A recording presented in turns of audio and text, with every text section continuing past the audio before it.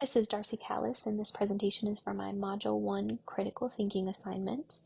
This week we had the opportunity to run through Crenshaw's time management fundamentals, and this presentation is just going to talk about the areas that I hope to improve in and how I hope to do that. So before we get into the nuts and bolts of time management, I want to go back to really something that Crenshaw emphasized, and that is our why. What is our motivation for wanting to get better at time management? And this quote by Harvey Mackay, I think, does a really good job of just kind of discussing time. It says, time is free, but it's priceless. You can't own it, but you can use it. You can't keep it, but you can spend it. Once you've lost it, it can never get back.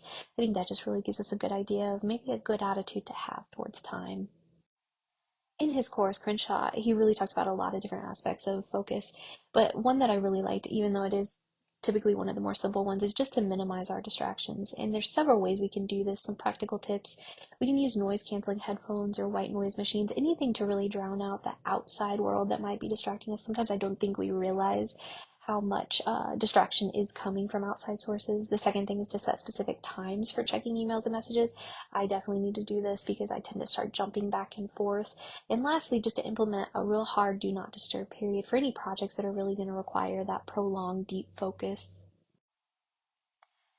Prioritization techniques, this is another area that I think that we all could probably stand to improve in a bit. And there's several tools out there on the market that we can use, but one of them that I really like is the Eisenhower matrix. And basically what this tool does is it helps us identify the tasks that truly are urgent and important versus those that we perceive that way or that others are trying to move up on our priority list. I have linked this matrix in my reference, and so I encourage anyone who's interested to look at that.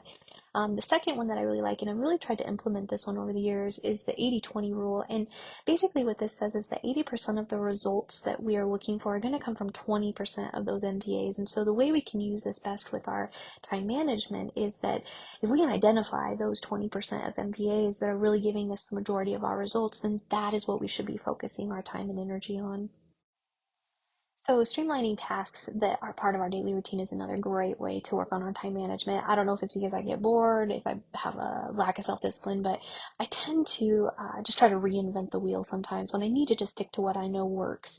And there's several ways that I know personally I can get better at this, and one of them is to use checklists to just make sure that I'm using the checklist, make sure things are getting checked off when they need to be checked off and how they need to be checked off. I also, in this modern day and age of technology, we can use all kinds of automation tools.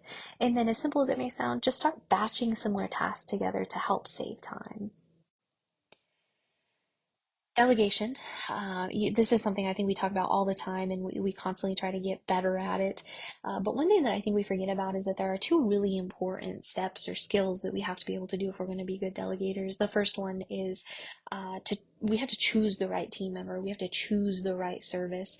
And then we have to be able to clearly communicate what our expectations are or what deadlines we're looking at or anything like that. If we can't do those two things, then I think a lot of times we're left thinking that, well, it would just be better off if I did all these things myself, which really isn't true. Delegation really is the answer. We actually just need to get better at those two skills that I just talked about. So proactive versus reactive work. So proactive is going to be those things that are planned, they're forward thinking, they're the things that help us accomplish results that we're looking for. Reactive tasks, those tend to arise pretty spontaneously. They can require our immediate attention or definitely attention that day. For me, I find the best way to kind of schedule out my day mornings. I'm a morning person. I've got a lot of energy, and so it's better if I allocate those proactive tasks for in the morning. And then anything that has come up or needs my attention, I try to reserve for the afternoons. I'm starting to kind of slow down a little bit. My energy is a little bit lower, so it's good if I'm just hitting tasks that really can't be pushed off till a later time.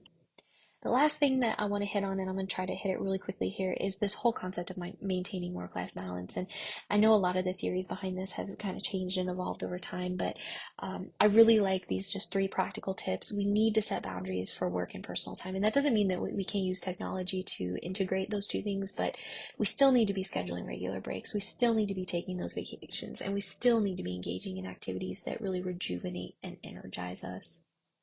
All right, so in conclusion, the areas of focus and improvement that I've identified, I want to keep working on that 80-20 rule. I also want to keep working on my delegation skills, namely identifying the best people and services and then being able to clearly communicate what I need. And then lastly, I really want to keep identifying those proactive versus reactive tasks and making sure that I'm scheduling those in such a way as to best fit who I am as a person. I really enjoyed this first week of class, and I'm looking forward to implementing these tools and hopefully getting better.